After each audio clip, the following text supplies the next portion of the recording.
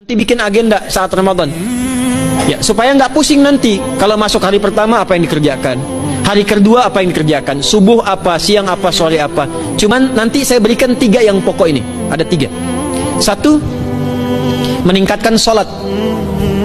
Saya ulang ya, meningkatkan apa? Sholat. Kalau meningkat secara singkatnya berarti bertambah dari yang sekedar fardu, tambah dengan apa? Sunnah. Maka dari sekarang keluarkan semua jenis sholat-sholat sunnah. Keluarkan dari sekarang apa saja, siang dan malamnya. Yang rawatib ada berapa rawatib? Rawatib 12. Ya, rawatib itu yang melekat dengan sholat fardu dan menentukan untuk memperbaiki sholat fardu. Menambah. Jadi kalau kurang khusyuk ditambah dengan sunnahnya disebut rawatib. Bisa sebelum, bisa setelah sholat fardu. Ada 12 dari hadis Nabi sallallahu alaihi wasallam. Man shalla itsnatai asyrata raka'atan, siapa yang salat 12 rakaat fi yaumin wa lailatin, yang mengiringi salat fardu siang dan malam. Ya, bunyalahu bihinna baitun fil jannah, maka akan dibangunkan baginya satu rumah di surga kalau konsisten menunaikan 12 itu sampai meninggal dunia. Sahabat yang mendengar itu mengatakan kompak semuanya, sejak mendengar hadis itu kami usahakan istiqomah sampai meninggal tidak meninggalkannya. 12 itu 2 sebelum subuh, cepat. 4 sebelum zuhur, 2 setelah zuhur, 2 setelah maghrib, 2 setelah isya. 2 rakaat sebelum subuh, 4 rakaat sebelum zuhur. Kalau nggak bisa 4 rakaat karena terbatas waktunya, boleh 2 rakaat khusus untuk sebelum zuhur. Kalau nggak bisa 4, boleh berapa? 2. Dalilnya hadis Ibnu Umar radhiyallahu taala anhuma. Kata beliau, hafidtu asyra rakaatin, saya hafal 10 rakaat dari Nabi sallallahu alaihi wasallam salat sunnah. Maka menyebutkan sebelum zuhur 2 rakaat. Baik, jadi 12 ya. 2 sebelum subuh, 4 sebelum zuhur, 2 setelah zuhur, 2 setelah maghrib, 2 setelah isya. Ini yang disebut dengan rawatib. Jamak dari kata ratib. Di luar ini mutlak. Mutlak ini ada yang berdampingan dengan salat fardu, ada yang terpisah. Contoh yang berdampingan, 4 rakaat sebelum asar.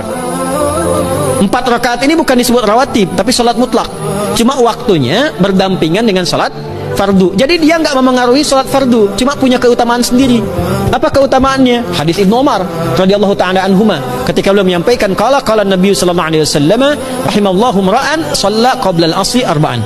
Allah akan menambahkan rahmat pada orang yang terbiasa salat 4 rakaat sunnah sebelum salat asar. Jelas ya? Baik. Kemudian apalagi setelah itu? Salat di antara adzan dan iqamah. Ya, di antara adzan dan iqamah. Tahiyatul masjid. Apalagi misalnya salat duha.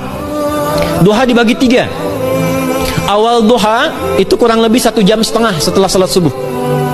Subuh sekarang misal 4:30, maka jam 6 muncul awal duha. Namanya syuruk. Saya ulang, salat apa namanya? Syuruk itu salat awal duha.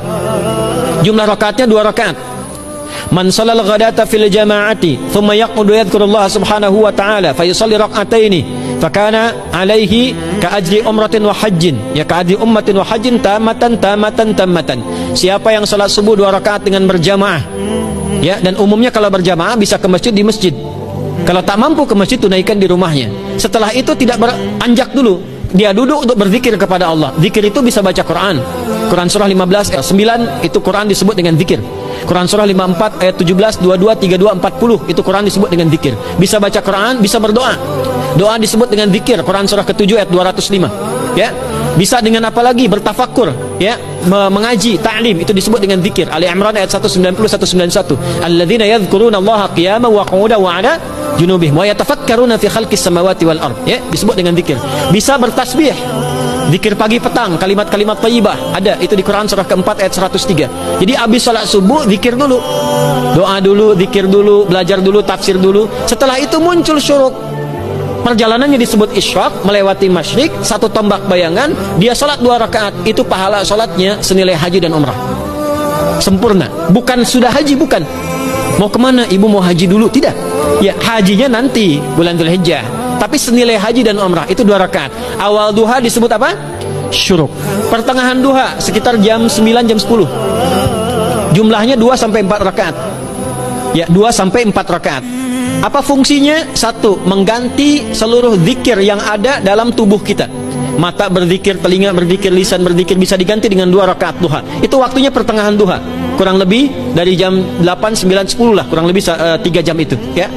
Yang kedua, bisa menghambat atau menghentikan, menahan satu musibah umum. Misal ada kebanjiran nih atau macet nih. Orang-orang kena macet. Bapak yang biasa sholat duha pertengahan itu tiba-tiba ditolong oleh Allah, dibebaskan. Tiba-tiba ada orang datang, Pak lewat sini di sana macet, atau dibimbing ada kontraflow. Itu manfaatnya duha tuh. Yang pertengahan. Yang terakhir adalah akhir duha, sekitar jam 10 sampai jam 11 menjelang ke zuhur. Ya, akhir duha itu jumlahnya dari 2 bisa 4 sampai 8 rakaat. Di antara manfaatnya bisa mempermudah datangnya rizki dengan izin Allah Subhanahu wa taala ketika ikhtiar. Itu duha. Nanti ke malamnya silahkan tahajud, tingkatkan tarawihnya sampai ditutup dengan witir.